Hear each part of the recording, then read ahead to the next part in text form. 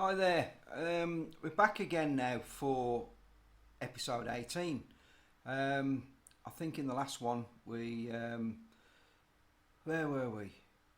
Came out of a restaurant in Estoril, and yeah, it was a load of fun in there, which I think I explained. If you didn't see that one, just go back to it. It's where Ivan Capelli got second place in the race in Portugal, and we all ended up in a mess. Anyway, one of the things that is fascinating about probably lots of places of work, but certainly with the race teams that I worked at, was you can get one hell of a lot of people within a team, but you never, well, you do, but a lot of the time you don't actually know their real names, because everybody has got a nickname, and this was just the way it was. I remember in Goodyear. I mean, you got people like Dodger and Flipper and people like these. At Middlebridge, I mean, we got Rhino, which is Carlos Nunez. Torch, Steve Saunders. I mean, all these names have been earned by various ways and means over the years. But I know at Leighton House, I mean, I think everybody had a nickname. I mean, there was probably about 130, 140 people in total at Leighton House. May not have been that many actually, but I mean, I know on the race team we'd got the team boss. We got Ian Phillips. I can't remember if he got a nickname anyway. I'm sure somebody will remind me at some stage. But on Ivan Capelli's car, I mean, we'd got Gadget, Rhino, Whiz. I mean, those guys were Gary North, Carlos Nunez, and Aussie guy called Dave Wehan. On Mauricio Guzman's car, we got Smart Arse, Mouse, Skippy. Smarty was Andy Smart. Mouse was Dave. Oh, what was his name now? I'll think about it later anyway. Skippy was Brett Lupton. And on the T car, we got Headless, Mungo. And the guy that I don't think had a nickname was Andy Coleman, but Headless was Chris Hesse. Mungus, whatever, was Marcus Fenning. And then we got people like Sly, that was Ian Stone on the engines. We got Robbie Arnoux, Rob Arnott on electrics. We got now Gunner. I know his first name was Andy. I can't think of his second name. Dangerous. Again, his name was Ian. He's a lad who's no longer with us, unfortunately. So is Gadget, Gary North. We'd got Harvey, the chief mechanic. He'd got a few names. We'll keep those ones. Stan Hall, Stan the man. He was the Judd engine man. Who else we got? Barry Folds, Jerry Bond, Teapot. He was by way of what his role was. Julian and his partner ran the motorhome. We got down to the engineers. We got Hollowhead, Airhead, White Noise. They were guys who were all on what's known as the Pratt Perch, which is quite a disparaging term really for the pit wall podium, the gantry, where they all sit up there these days. I mean, you usually got about 14 blokes up there for these ones now. You can't see a damn thing from the pit wall when you're on those gantries, so I don't know what the point of it is. They may as well stay in the garage and out the way. But it's more bullshit. That's what it's called, really. We'd got other mechanics. Shoot. We got Robin Day. We got Rich Wise. I mean, back in the factory, we'd got people like Slaphead. We'd got S-Bend, Psycho, Figgis. Big Jay Reid, and I know Jay is another guy that's not with us anymore. Sadly, he was a big, lovely fella, and I'm going to give a little shout out to his son Jay because Denver, because he follows everything that we do and talking about the old days. So it's nice to sort of bring him into it.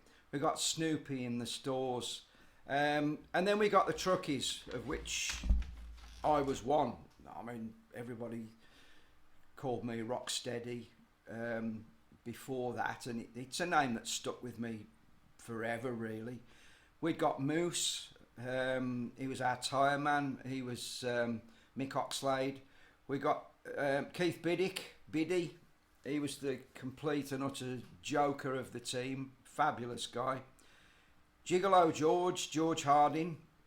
He got a look about Don Johnson about him. Always looked tanned, smooth, looked Italian. He was a character, was George. That brings me on to what our role in it was really, which was the truckies. These days, most of the teams have got probably 40 or 50 what you would call setup technicians, garage technicians, all of these kind of thing. And a lot of the transport and logistics now are carried out by external people, such as like your Eddie Stobarts and your DHLs and these kind of things. And you've got some of the race truckies. Those are the guys that take the actual race cars and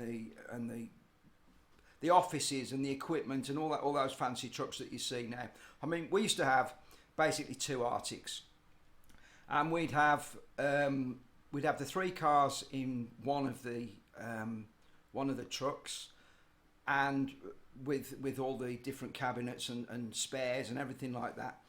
And then in the second truck, we'd have all the garage equipment and the setup equipment and all the spare body work and everything we needed like that, the wheel boxes. And we used to set up the whole weekend out of 2 trucks. Now, when you bear in mind now, and well, as I say, and 4 drivers, when you bear in mind now, what happens is, I don't know, you've got maybe 30 trucks that are on the road for each team. Now, obviously, you can't get every one of those in the paddock. So it's the main transporters that get into the paddock, and all the support stuff that comes down the pit lane beforehand.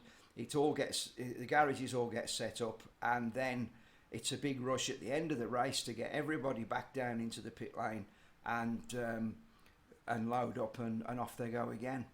But we used to we had a fabulous sort of 5th truckie with Harvey in our team, because very often what used to happen with most teams was you'd get the engineers taking the time over changes they wanted to the cars and everything like that, and you very often had to leave when the engineers said that they'd finished and the cars were on the ground, the trucks were loaded, and then the truckies would then load the trucks and then they'd set off.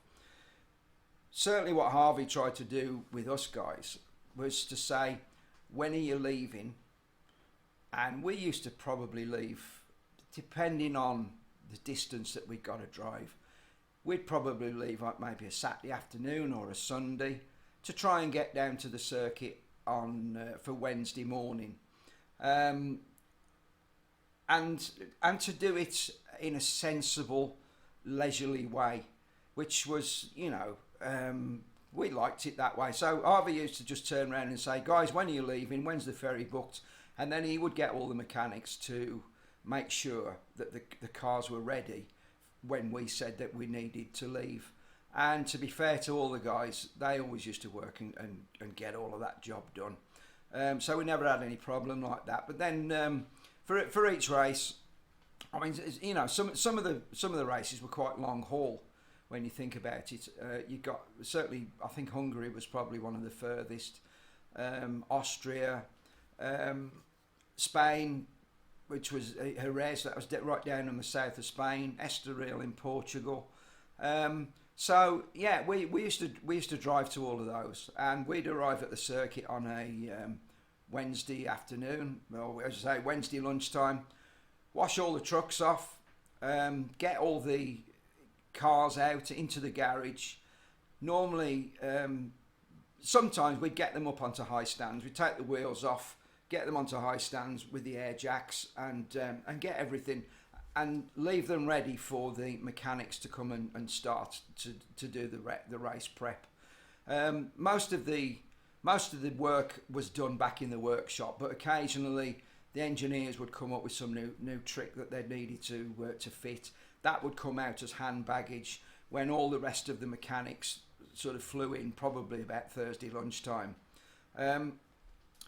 But back in those days, I mean, the garage setup really was quite elementary compared to what you see now, with all of the flying gantries and the overhead lighting and all the garage paneling and everything like that. I mean, what we used to do was we used to paint the floors. We'd always paint the floors because that looked, it was a good start to the start to the week.